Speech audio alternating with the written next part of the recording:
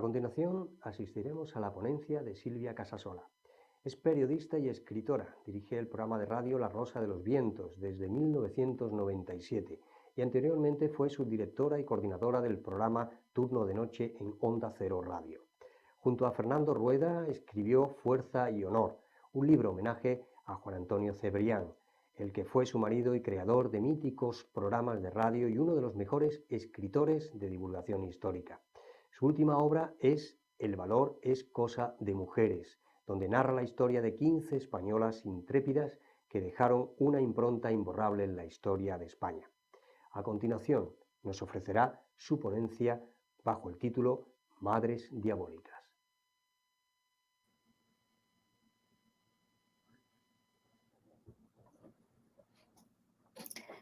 Hola, buenas tardes a todos. Es un placer para mí estar acompañándoos en la tarde de hoy y bueno, dar las gracias sobre todo por invitarme a este 5º Congreso Internacional de Investigaciones Parapsicológicas y dar las gracias al SEIP, dar las gracias a José David Flores, a José David de la Rosa, a Miguel Rodríguez, a Pedro Amorós, todos ellos forman parte y bueno, y felicitar a todos los ponentes que ya han participado y a los que participarán también, que seguro que lo harán fenomenal. En mi caso, mi ponencia va efectivamente de madres diabólicas. La verdad es que el papel de ser madre es muy importante. En principio, pues todas las que somos madres queremos educar muy bien a nuestros hijos, inculcarles muchos valores, hacer lo que creemos que es mejor para ellos. Pero claro, en ocasiones también, cuando te topas con circunstancias de hijas, en este caso que vamos a contar, que son hijas que también tienen su propio criterio y que quieren hacer con su vida algo diferente a lo que ha dictaminado su madre, pues hay choque de conflictos y entonces surgen verdaderos problemas. Vamos a contar 2 casos bastante extremos. El primero de ellos se trata de la familia Monnier. La familia Monnier era una familia muy bien acomodada en la ciudad de Poitiers, en Francia. Y bueno, pues allí vivía Luis y Charles Émile, que eran los padres, y también 2 hijos, que eran Marcel y Blanche. Nuestros protagonistas van a ser Luis, la mamá, y Blanche, la hija. Blanche era una chica guapísima. Ahora os pondré una imagen de ella para que veáis qué belleza tenía. Y bueno, pues Blanche en realidad, como digo, era una chica estupenda y bueno, pues ella va creciendo feliz y lo que hace es que, pues claro, su hermano Marcel es el que en realidad va a coger y va a ser la persona que estudie, que directamente tenga su formación, el que directamente también comentará pues su criterio como profesional. Pero claro, la madre lo que quiere para Blanche es que ella tenga un matrimonio estupendo. Esa es su pretensión. Y bueno, pues lo que quiere tener en ese matrimonio es que tenga, voy a intentar poneros esta imagen, a ver si lo conseguimos, de Blanche para que la veáis.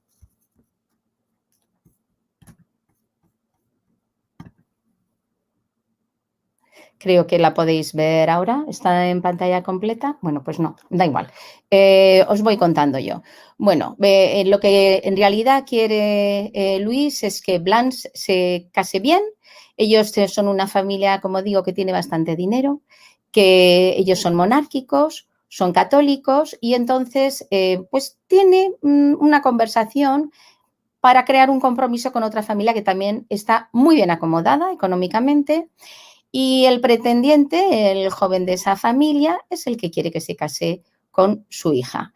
Están bastante adelantadas las conversaciones, pero resulta que Blanche está enamorada de un abogado ese abogado tiene una pequeña pega y es que el abogado pues no tiene dinero, encima es protestante y es republicano. Totalmente contrario a toda la ideología de su familia. Aún así, Blanche ruega a sus padres que por favor le reciban, que por favor ella está muy enamorada y que le den la oportunidad, que él quiere casarse con ella y quiere ser feliz. Pero claro, su madre pone el grito en el cielo y dice, lo siento muchísimo, no puede ser, esto es una locura que tienes, que te la voy a quitar y poquito a poco vas a recapacitar y entrar en razón. Entonces, para que entre en razón, lo único que se le ocurre a su madre, a Luis, es encerrarla. La encierra en una habitación y la dice, cuando recapacites y decidas que has olvidado a este abogado que se llama Gilles Lamé, pues hablamos y pues intentamos otra vez coger y hablar con esta familia para que te puedas casar bien. Pero Blanche es muy cabezota, muy terca y ella no da su brazo a torcer. Y lo que podría haberse convertido en un pequeño castigo de unos días, de una semana, se convierte en un castigo de 25 años. ¿Habéis oído bien? Blanche Monnier estará encerrada en una habitación 25 años. Pero claro, al principio la gente, los que conocía a esta familia, que era como parte de la aristocracia de la ciudad de Poitiers, pues echa de menos a Blanche y empiezan a preguntarles y les dicen, oye, no la vemos, ¿qué la pasa? Y su madre y su hermano Marcel lo que dicen es que no pasa nada, es que está un poco enferma y por eso no la veis. Luego la segunda versión que dicen es que en realidad lo que la pasa es que se ha ido a visitar a familiares que tienen en Inglaterra, pero claro, pasan los meses, siguen sin verla y siguen preguntándose. Y entonces ya directamente, como ella no está recapacitando y sigue encerrada y cada vez está dando más problemas, lo que deciden es dar la versión de que están muy tristes porque Blanche se ha escapado de casa. De hecho, ellos no tienen ningún reparo en llorar en público. Bueno, pues todos creen esta versión. El padre Charles Emile, la verdad es que intenta no participar de esto. Él es una persona pues más tranquila, no quiere tener problemas. Y bueno, y así queda la cosa. En 1883, de hecho, el padre fallece y bueno, todo sigue, transcurre con normalidad. Su madre, Louise, es una mujer muy querida en la ciudad de Poitiers, se ha quedado viuda, está totalmente entregada a la caridad, ayuda a los pobres, incluso la dan un premio por lo buena persona que es y todo lo que está haciendo con su generosidad. Pero el 23 de mayo de 1901 resulta que al fiscal general de París le llega una carta y es una carta anónima y en esa carta pues cuentan algo muy, muy, muy grave y muy explosivo y os lo voy a leer literalmente. Lo que cuentan en la carta es una carta anónima, como he dicho. Señor fiscal general, tengo el honor de informarle de un suceso excepcionalmente grave. Me refiero a una mujer soltera que está encerrada en la casa de la señora Monnier, medio muerta de hambre y que ha vivido en los últimos 25 años en un lecho putrefacto, en una palabra, en su propia inmundicia. Bueno, claro, el fiscal general al escuchar esto se alarma muchísimo. ¿Qué es lo que hace? Pues él lo que hace es llamar al comisario jefe de la ciudad de Poitiers y le dice que por favor que le dé referencia de esta familia que él no conoce y claro, el comisario jefe dice que no puede ser, que la familia Monnier es una familia muy, muy prestigiosa, que están muy bien considerados en la sociedad allí de Poitiers y que esto tiene que ser una auténtica falacia, una mentira. Claro, el fiscal general dice, bueno, de todas formas, yo quiero que esto lo investigues, lo compruebes, así que por favor dirígete a la casa de la familia Monnier. El comisario jefe pues manda a 3 agentes. Estos 3 agentes cogen y se presentan en la casa de la familia Monnier, que está situada en la calle número 21, la calle Visitación, y que se llama ahora Arthur Rank. Bueno, Arthur Rank, que es la nueva calle con ese título, pero antiguamente se llamaba la calle Visitación. Bueno, pues allí se personan estos 3 agentes, llaman y claro, cuando la familia Monnier ven a 3 policías, pues se quedan bastante alucinados. Ellos les dicen que tienen que hacer una inspección en la casa porque ha recibido orden del fiscal general, del comisario jefe, y claro, la familia Monnier no se puede negar. Cuando entran en la casa, lo ven todo correcto, está todo limpio, está todo muy bien amueblado, están los sirvientes, todo perfecto. Pero cuando suben a la segunda planta, según están subiendo ya, perciben un olor muy pestilente, muy horrible, y ya empiezan a dudar. Cuando ya llegan a la segunda planta, se encuentran que hay una puerta cerrada y que esa puerta está cerrada con una cadena y un candado. Además de esa puerta es de donde llega ese olor que, según estando más cerca, es prácticamente nauseabundo, es insoportable. Le piden a Marcel, al hermano de Blanche, que por favor que abran esa puerta. Cuando la abren, prácticamente en principio no ven nada, casi se echan para atrás de la bofetada de esa pestilencia, pero cuando intentan un poco coger y su vista, intentar que se acomode a esa penumbra que hay, porque es una sala, es una habitación que está totalmente a oscuras, prácticamente no hay ningún tipo de luz, una cosa mínima, pues cuando adaptan esa visión suya, ven casi en el rincón al fondo que hay una mujer, que está prácticamente en los huesos, tiene un cuerpo cadavérico, que tiene una melena negra que la cubre prácticamente todo el cuerpo y que está desnuda. Se alarman, le preguntan a Marcel que quién es esa mujer y él no tiene más remedio que decir, esa mujer es mi hermana Blanche. Los agentes se quedan alucinados, como pueden, tapándose casi sin respirar, rompen las cadenas que están bloqueando las persianas, que no dejan entrar absolutamente nada de luz a esa estancia. Y cuando entra la luz, la pobre Blanche se pega un susto tremendo y empieza a dar alaridos. Bueno, cuando contemplan con la luz lo que hay allí en esa habitación, los agentes se quedan totalmente consternados. ¿Por qué digo esto? Porque lo que se encuentran es que alrededor de Blanche, que Blanche está sobre un colchón de paja podrido, que como digo está desnuda, que tiene totalmente la piel cubierta como de medio heridas, de suciedad, una costra de suciedad, su pelo 3/4 de lo mismo, que hay bichos y animales rondando y andando vivos por ese colchón. Y alrededor de ella hay como una costra que está compuesta por restos de heces, de vómito, de restos de comida, de carne, de pescado podrido, de verdura podrida. Bueno, una inmundicia, como decía efectivamente en aquella carta. En esos momentos, Blanche tiene 52 años. Pesa 25 kilos nada más. Lleva recluida desde que tenía 26 años. Y cuando intenta sacarla de allí, apenas se tiene en pie, porque como no hace absolutamente ningún tipo de ejercicio y ha perdido prácticamente toda la razón, pues la ayudan como pueden.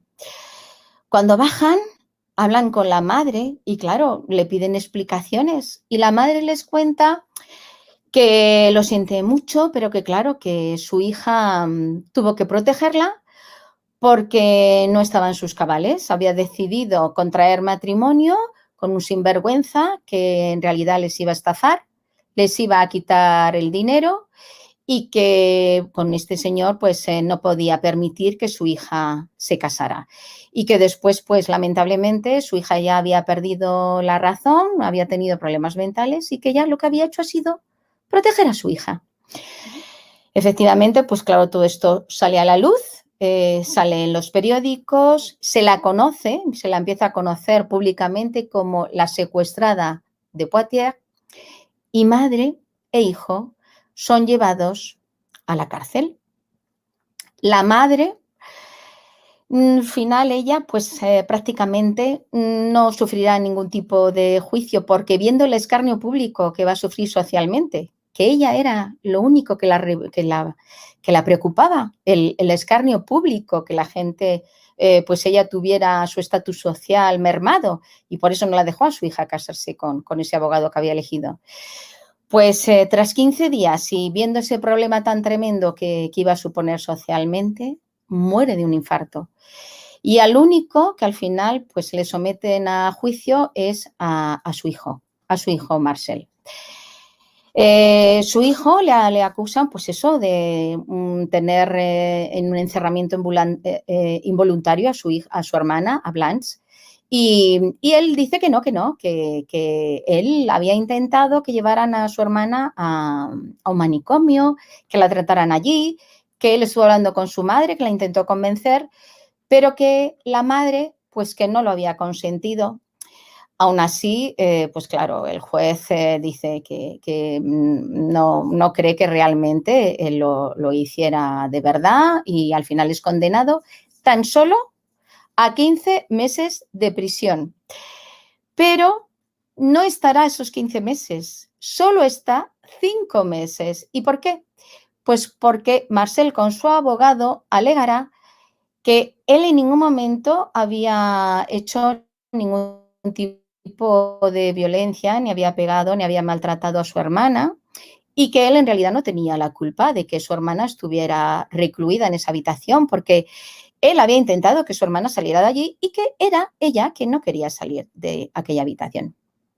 Bueno, el asunto es que Blanche al final, pues al principio la llevan a un hospital.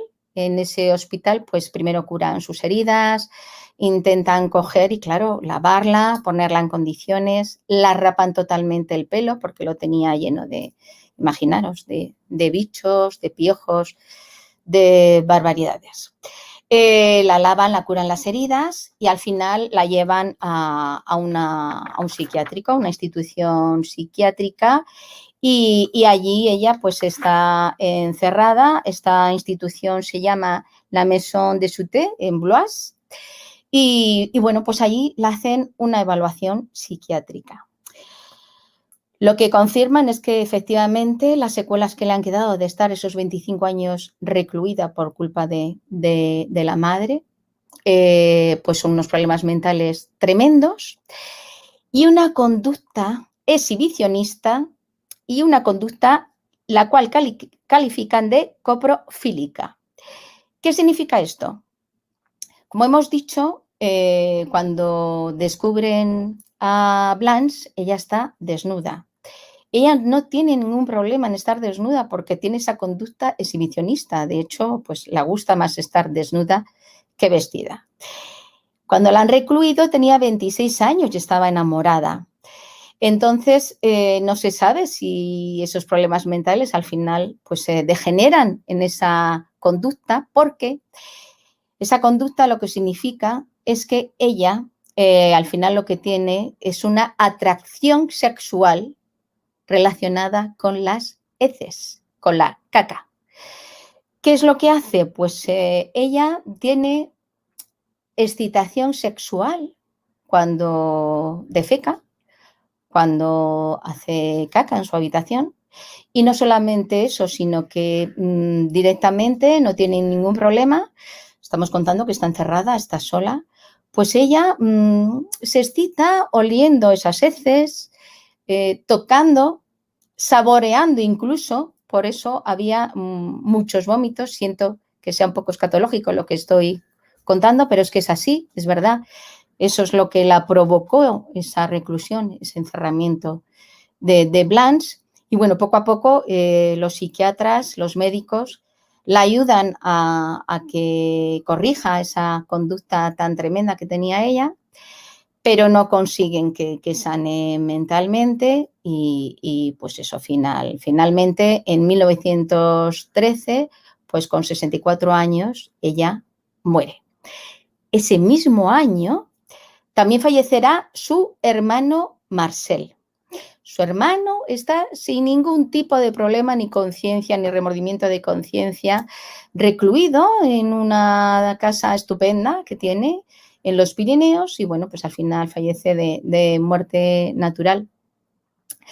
Y el caso de Blanche, de la familia Monnier, llegó un momento en que se hizo muy, muy conocido porque un premio Nobel de literatura francés llamado André Gide, pues él consigue hacer un libro. Este libro se llama La secuestrada de Poitiers.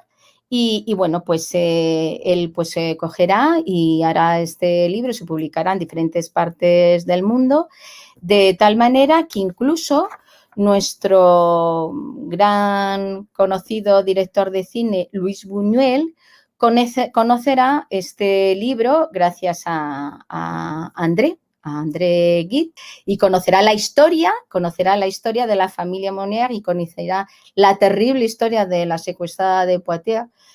Y él lo que dice sobre este tema es que le parece terrible que en un mundo que supuestamente pues se conduce y está gobernado, ¿no?, por la razón, ¿no?, que haya estos casos en los que una madre puede vivir perfectamente con su hijo, con su marido, como si no pasara absolutamente nada.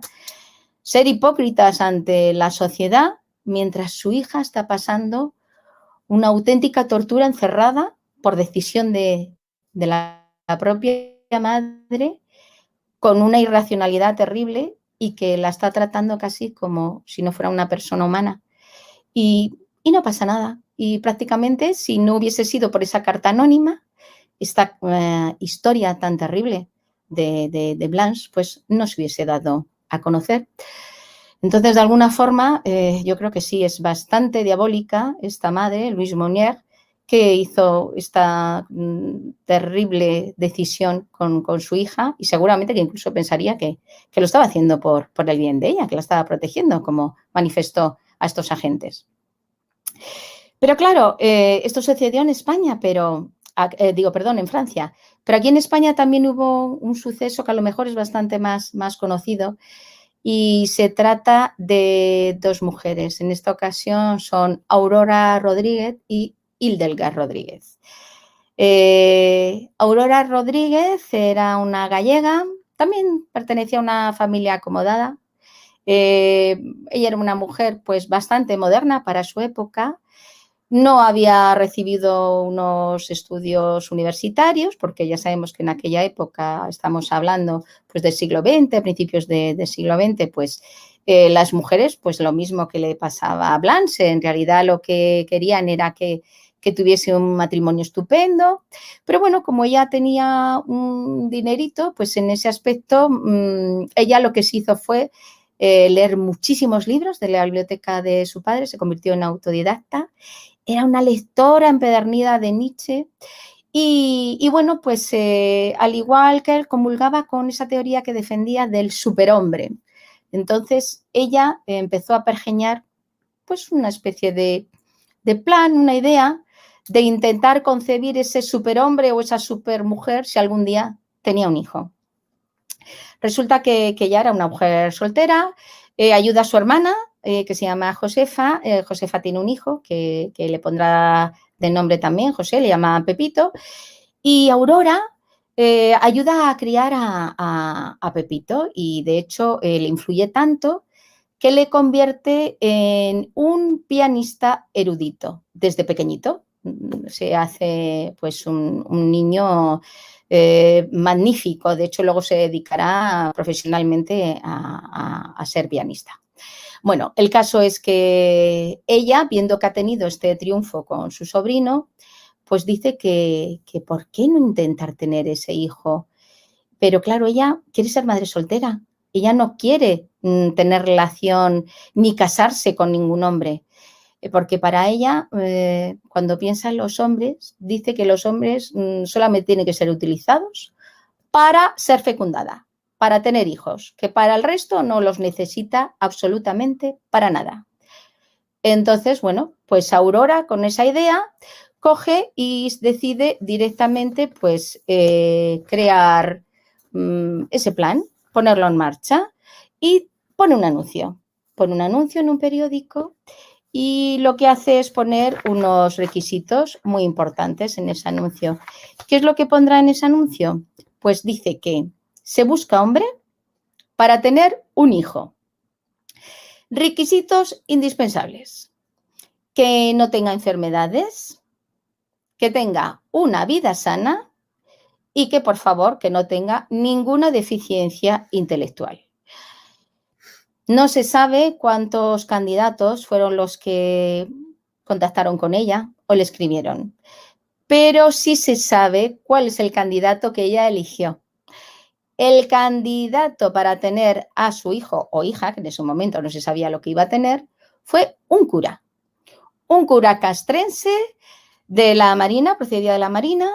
Este cura se llamaba Alberto Payás, era oriundo de Lérida y bueno, pues entra en contacto con él y tiene relaciones sexuales. Solamente estará con él hasta que se quede embarazada. De hecho, nunca jamás Aurora tuvo ninguna otra relación con ningún otro hombre. Y con el único que la tuvo fue con Alberto, con el cura. ¿Y por qué para ella era el candidato ideal? Porque al ser cura no reclamaría la paternidad y tampoco estaría involucrado en la educación del hijo que tendrían. Por tanto, se cuenta, o ella manifestó, que solamente tuvo que acostarse 3 veces con el cura, con Alberto, y cuando ella confirmó que estaba embarazada, le dijo: adiós, muy buenas, no quiero saber nada más de ti. Y efectivamente, nunca más supo del paradero del cura castrense, y ella, cuando ya confirmó que estaba embarazada, pues se trasladó a Madrid. Ella vivía en Ferrol, como hemos dicho, era gallega, y se traslada a Madrid. Ella coge un ático en la calle Galileo, en el número 57, y allí está estupendamente hasta que da a luz a su hija el 9 de diciembre de 1914. Le pondrá de nombre Hildegard, que en alemán significa Jardín de la Sabiduría. En realidad la inscribe en el registro civil, la inscribe como Carmen Rodríguez Carballeira, porque ella en todo momento quiere ser madre soltera, entonces coge los apellidos de ella, de Aurora Rodríguez Carballeira. Pero para todo el mundo su hija será Hildegard y así pasará a la historia. Bueno, ella, cuando nace su hija, al ver que es una niña, está feliz. ¿Y por qué digo esto? Porque cuando ella crea este plan con estas ideas del superhombre o la supermujer, lo hace de tal manera que su idea es tener a una mujer que sea la primera española libre e independiente. Y si, claro, si hubiese sido chico, pues también que hubiese inculcado esas ideas, que hubiese sido un hombre muy liberal, que hubiese sido como el hombre del futuro, el hombre moderno, y que hubiese intentado mantener o defender que las mujeres tuviesen los mismos derechos que los hombres. Pero claro, como encima es una mujer, pues ya todo su plan es fantástico, es perfecto, perfecto. Le está saliendo como ella, vamos, en sus mejores sueños hubiese imaginado. Entonces, cuando nace su niña, pues volca todos sus intereses, todo lo que ella sabe, se vuelca en la educación de esa niña. De tal manera que a los 11 meses, Hildegard ya sabe el alfabeto. A los 22 meses, Hildegard ya sabe leer. Poco antes de los 3 años, ya ha aprendido a escribir. Pero es que con 3 años, la niña sabe correctamente y aprende correctamente muchos idiomas: latín, griego, inglés, francés y alemán. Siento no poder poneros imágenes porque tenía preparadas varias fotos en las que se podía ver tanto la historia de Blanche Monnier como la de Hildegard Rodríguez. Pero bueno, intentaré más o menos contaros como pueda para que os hagáis una idea. Bueno, Hildegard es una niña que nace que es morena, tiene los ojos verdes, tiene los labios muy, muy finos, al igual que su madre, y se parece bastante a su madre.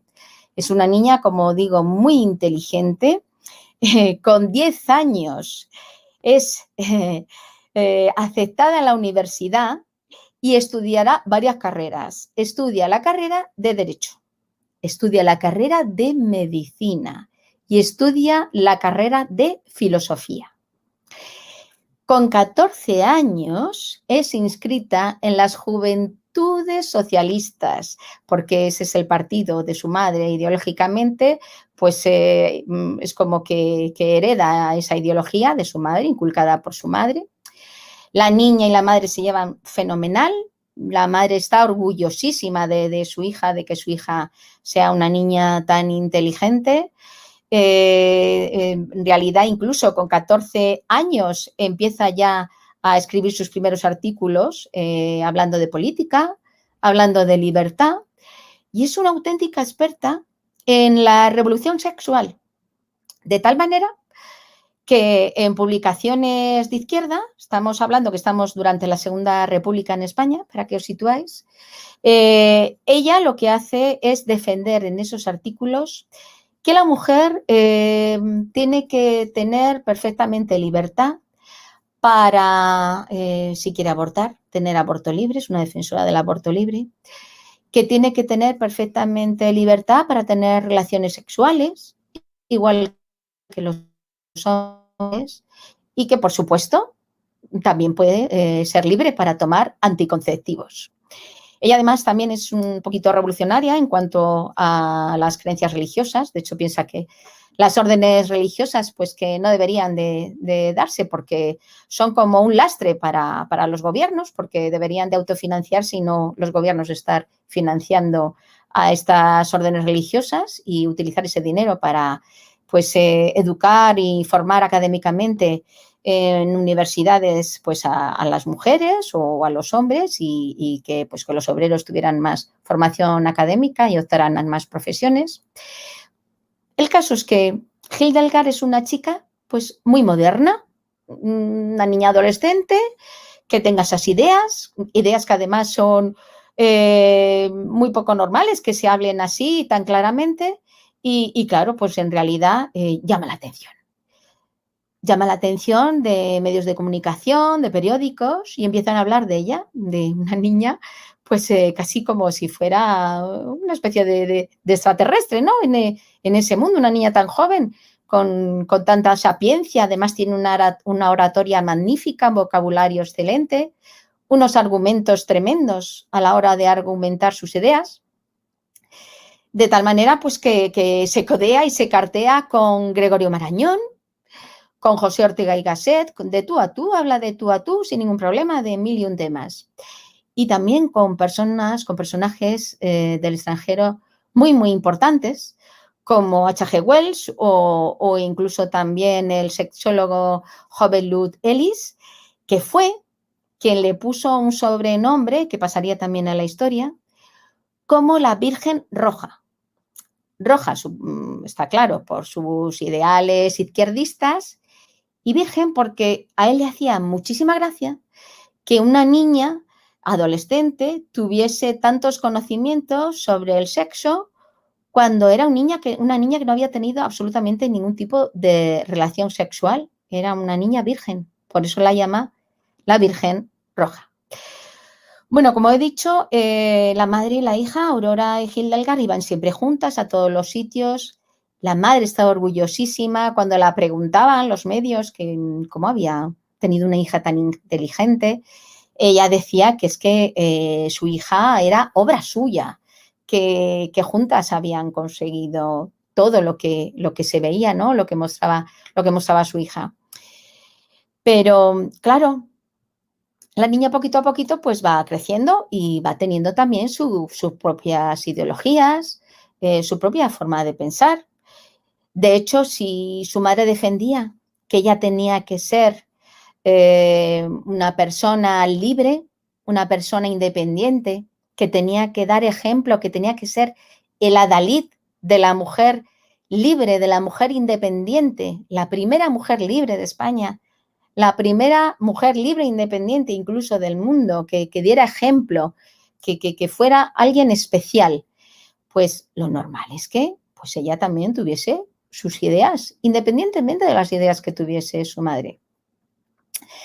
Y lo puso de manifiesto cuando Hildegard lo que hace es abandonar el Partido Socialista al cual había pertenecido y se inscribe en el Partido Republicano Democrático Federal. Aquello para Aurora supone como una puñalada, como una traición. No entiende absolutamente nada. ¿Cómo es posible que su hija abandone el Partido Socialista, las ideas que habían compartido hasta ese momento, y se vaya a otro partido que no tiene nada que ver, que ella no comulga con esa ideología? Hildegard la dice que lo tiene que aceptar, que tiene que comprender que ella ya tiene su propio criterio. Para entonces, Hildegard ya tiene 17 años, está a punto de cumplir 18. Es una niña muchísimo más madura de lo que corresponde a su edad. Y está deseando también ser un poquito libre, no estar tan pegada a su madre. Hay que tener en cuenta que es una chica que, aunque sea muy erudita, muy sabia y que tenga muchísimos conocimientos, no deja de ser una adolescente y que tiene las hormonas revolucionadas y que quiere también, pues eso, tener su propia privacidad y, ¿por qué no?, conocer a chicos. Y esto, pues resulta que se pone de manifiesto cuando su madre comprueba que está medio tonteando Hildegard con un joven del Partido Federal. Y eso a su madre ya la enfada muchísimo, no lo puede soportar. De hecho, lo que hace es que intenta hablar con su hija, le dice que, vamos a ver, que hemos hablado muchas veces, que los hombres son una rémora para las mujeres, que las mujeres tienen que ser libres, que no tienen que estar atadas a ningún hombre. Y claro, la chica le dice, vamos a ver, mamá, déjame, yo no me voy a casar, no estoy diciendo que me vaya a casar con nadie, simplemente estoy conociendo a un chico y estoy hablando con él. La madre eso no lo consiente, no lo puede soportar, y un día en el que Hildegard, sin pedirle permiso, sale de casa, ella piensa en una estrategia. Cuando vuelve Hildegard, lo primero que hace es cerrar la puerta con llave. La hija se queda extrañada, un poco perpleja, pero bueno, no le quiere dar demasiada importancia. Pero ella se preocupa cuando ve que su madre empieza a bajar totalmente todas las persianas de la estancia y a cerrarlo todo. Entonces Hildegard le dice, ¿qué pasa, mamá? ¿Qué ocurre? Entonces la madre le manifiesta, tú a lo mejor no quieres creerme, pero yo lo sé y estoy plenamente convencida de que existe una conspiración que quiere separarnos. Y detrás de esta conspiración está el Partido Comunista y el Servicio Secreto Inglés. La hija se queda totalmente alucinada.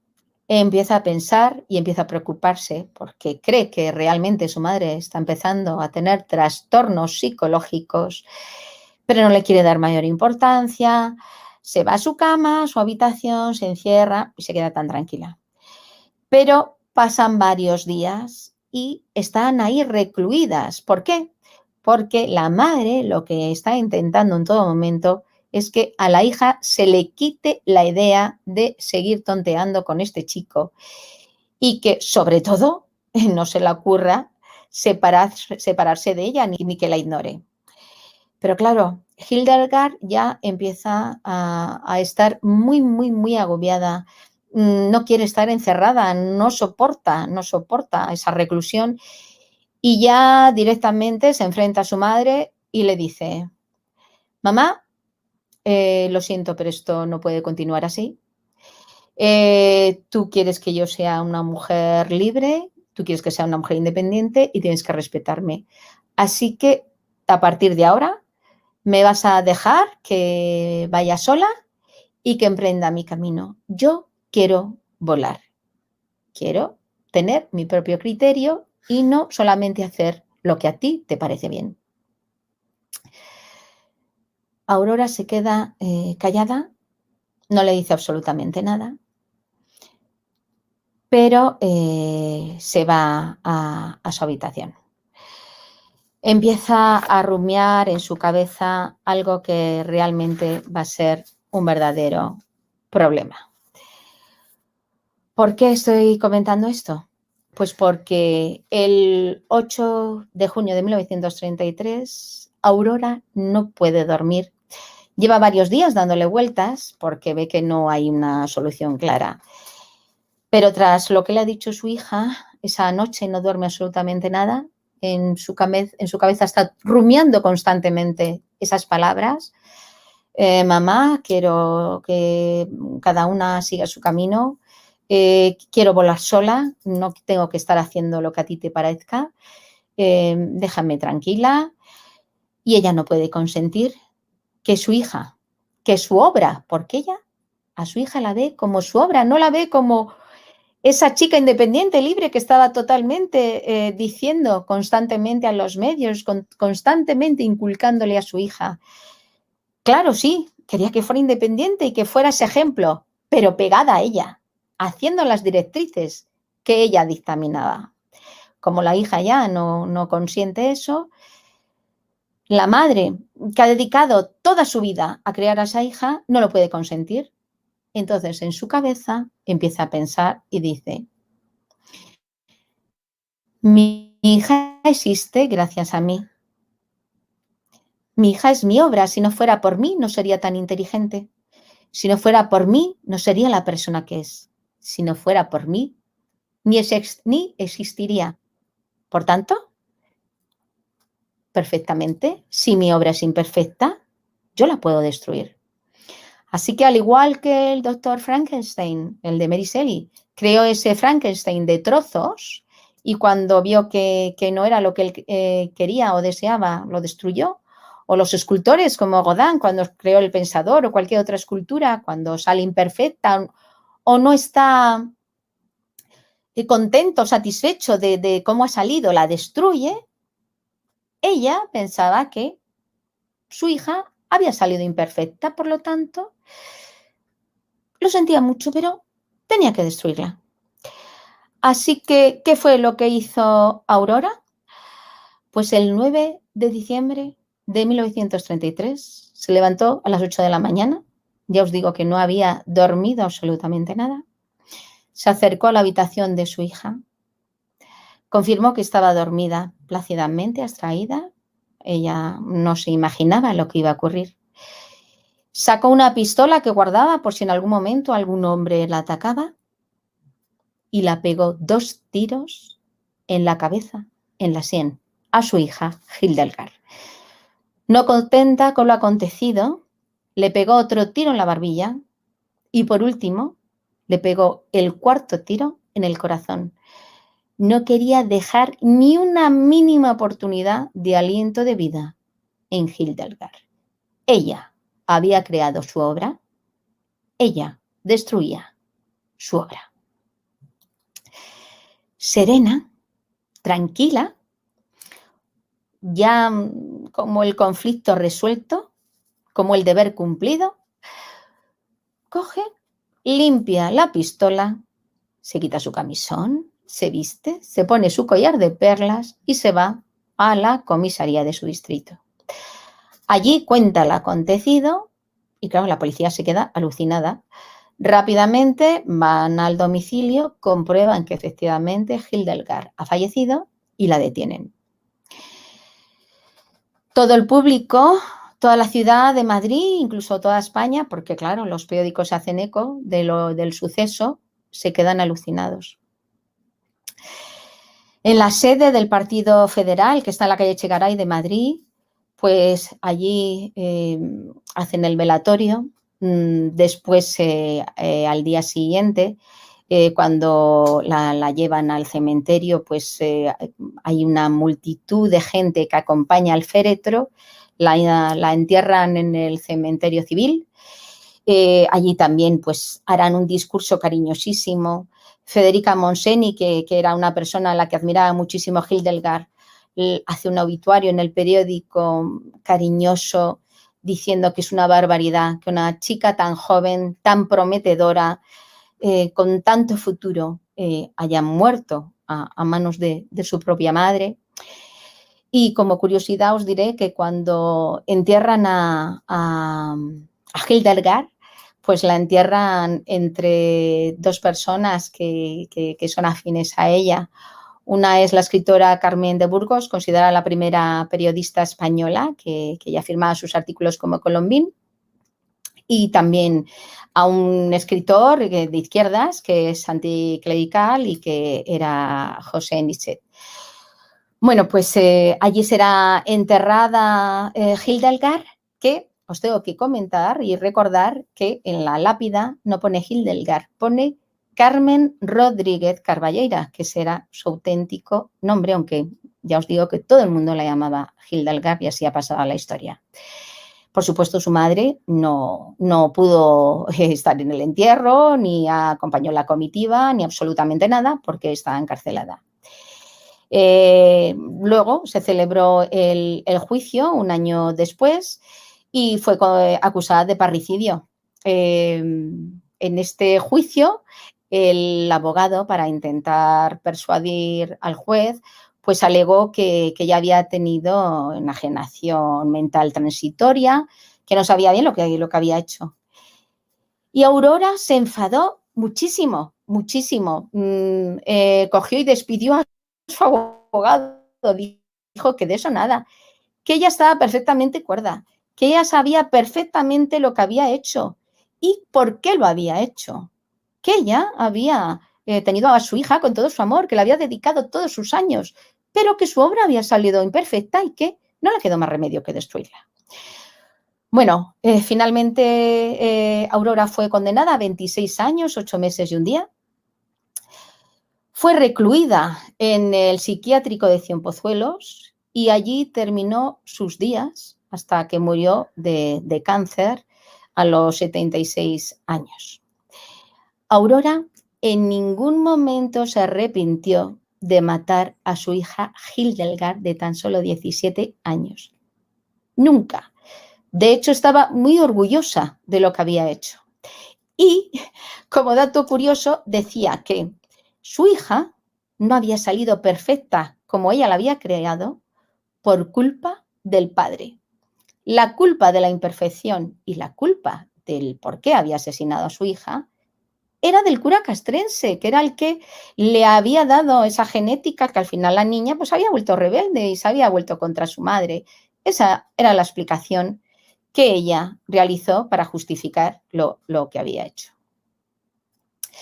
Por tanto, pues nada, al final ella falleció y bueno, pues todo el mundo se enteró de lo que había pasado con Aurora Rodríguez y Hildegard Rodríguez. La pobre Hildegard, además, el 2 de febrero de 1944, pues se tendría que haber renovado el alquiler de la tumba, pero como nadie lo hizo, pues su osamenta llegó a formar parte de la osamenta común que había en el cementerio civil. Por lo tanto, no hay ningún rastro de ella. Eso sí, su legado permanece.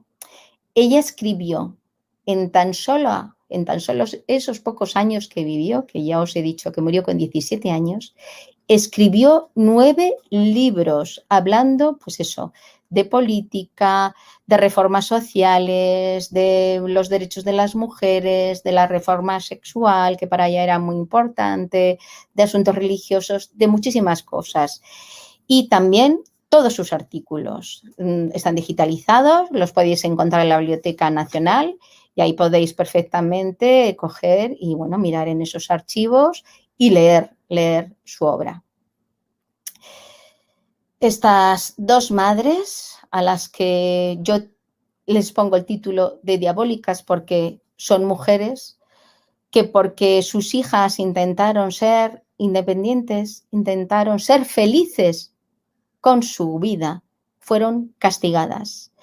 Luis Monnier castigó a su hija recluyéndola y la convirtió en una enferma mental porque algunos médicos dijeron que sí, que a lo mejor la tenía ahí encerrada porque sufriría esquizofrenia o tenía anorexia nerviosa, pero eso no se pudo demostrar. Lo que sí se sabe es que ella entró normal y al final salió con esos terribles problemas mentales y esa conducta tan terrible que tenía. Y por otro lado, Hildegard, que tenía un futuro prometedor y podía haber sido una mujer feliz y una mujer moderna y que hubiese dado un ejemplo y una Dalí de independencia y de libertad, pues fue asesinada por su propia madre por efectivamente eso, no dejarla ser feliz, no dejarla ser independiente, no dejarla ser libre. Esa fue la contradicción terrible de Aurora Rodríguez. Así que dos madres que supuestamente ellas dirían que lo hicieron por el beneficio de sus hijas, por su bien, y que destruyeron la felicidad y el futuro de dos personas inocentes. Así que esas son las dos mujeres y dos madres diabólicas que no supieron comprender lo que les pedían sus hijas y ni las escucharon ni las respetaron. Pues Silvia, muchísimas gracias de verdad por esta ponencia fantástica.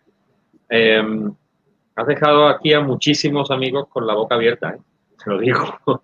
Te lo digo, porque, bueno, aquí hay algunas que dicen, la española sí la conocía, pero la francesa, ¿cómo puede hacer una familia eso? Me ha impactado. Así es. Otra amiga es Ángeles Quevedo, dice una ponencia que no deja indiferente. Felicidades. Pablo Palazuelo dice muy interesante, enhorabuena por la ponencia. Bueno, y así podríamos seguir con muchísimos amigos que bueno, que le ha encantado esta ponencia que has dado de estas madres bueno, madres por decir muchas veces algo, ¿verdad? La familia, ¿verdad? Pero bueno, ¿qué le vamos a decir? Siento mucho no haber podido poner esas imágenes. Intentaré coger más ritmo y más destreza cuando tenga que hacer alguna conferencia online, porque en esto realmente soy novata, lo hemos intentado, pero al final no salía que no la asociaba. Pero bueno, he intentado ponerlo y sí es cierto que, por ejemplo, en Facebook sí pondré esas fotos para que veáis la terrible transformación de una chica bellísima como era Blanche Monnier y cómo se convirtió en un esqueleto viviente totalmente con pues eso, cadavérica, o sea, terrible. Es que solamente de verla te da un dolor de corazón y no te lo puedes ni imaginar. Y en el caso de Aurora, al final los médicos le dictaminaron que tenía esquizofrenia paranoide. O sea que alguna forma sí puede tener justificación que al final se la fuera a la cabeza y matara a su hija. Pero bueno, claro, lamentablemente en aquellos casos ya se sabe que los problemas mentales se trataban muy mal, que no se sabía muy bien cómo abordarlos y pasaban estas terribles historias. Gracias a Dios, hoy en día las chicas pueden tener cierta libertad para elegir con quién quieren casarse y con quién quieren tener relaciones y cómo quieren que sea su futuro. Y las madres pues pueden asesorar, pero no tienen este poder. Pues sí, la verdad que sí. La verdad es que por lo menos en eso hemos evolucionado, ¿verdad? Sí, así es. Pues Silvia, de verdad, de todo corazón, muchísimas gracias por estar ahí.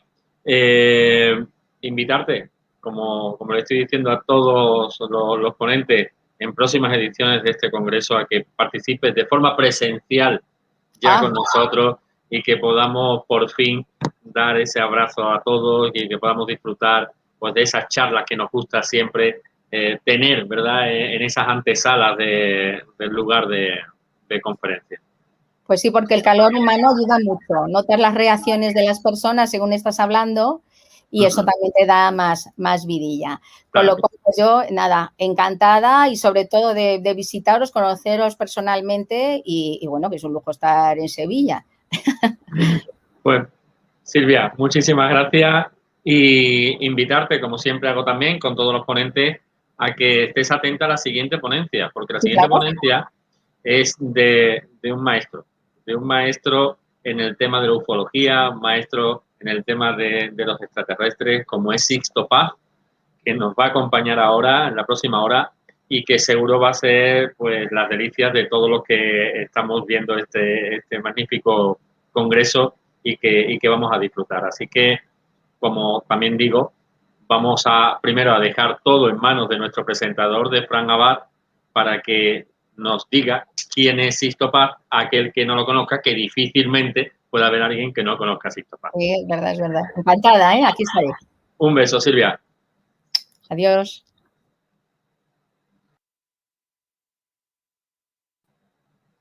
Lo dicho, que me ha cortado aquí el amigo, que os dejo en manos de Fran Abad y la presentación de Sixto Paz.